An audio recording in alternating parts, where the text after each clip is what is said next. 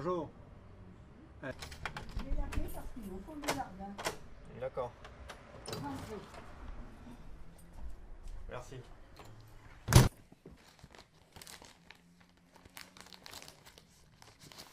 Bon, ben ça c'est moi à l'époque, en 45, 44, 45, Donc là, ouais, vous avez 14 ans, c'est ça? 15 ans, 14-15 ans? 44, novembre 44. Le petit Louis. 15 ans. oui, j'avais 15 ans. Parce qu'à l'époque, quand on est arrivé à Vichy, j'avais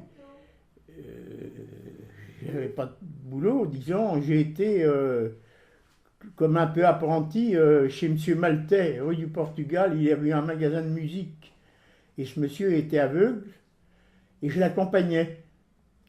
Alors on allait accorder les pianos chez des particuliers et à la Gestapo, D'accord.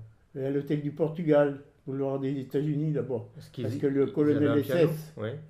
de la Gestapo, c'était un très grand musicien.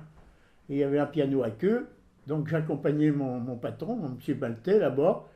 On a été 2 ou 3 fois pendant que j'étais avec lui. Et bon, le monsieur Maltais, là, il faisait partie de la résistance. Mais moi, je ne savais pas. Alors il me disait, petit, tu regardes bien, tu écoutes bien tout ce qui se dit. Du temps que j'accorde le piano, après tu me diras. Et quand il avait accordé le piano, j'allais taper vers le planton du colonel, là, pour lui dire que M. Maltais avait fini. Il venait, il essayait le piano, parce que c'était un grand musicien, le colonel SS, là. C'était un monsieur, hein. Et à chaque fois, il payait le champagne à mon patron. Je ne comprenais pas comment ils étaient, ces gens, hein. Être super gentil, et puis après être assassin. Parce que sur le coup, on ne pense pas à ça. À l'époque, on ne pensait pas à toutes ces choses. C'est après. Ah ouais, c'est pas possible. Hein. Pétain, moi, Pétain, on y allait.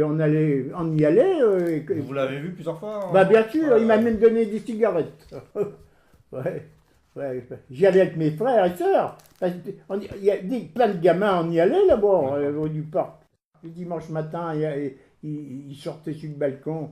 Mais il y avait, les gamins, il y avait beaucoup de monde qui y allait. Parce qu'ils faisaient des signes comme ça, ouais. Et il était assez sympa, hein. Il sortait, il n'était pas fier, hein. Il serrait la main des gars.